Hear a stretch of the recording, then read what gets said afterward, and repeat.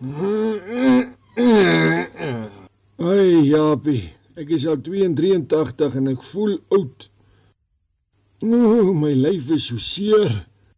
My bene is seer. En my rug is ook in sy moer. Wat nou te praat van my geheue? Vertel my, hoe voel jy, Japie?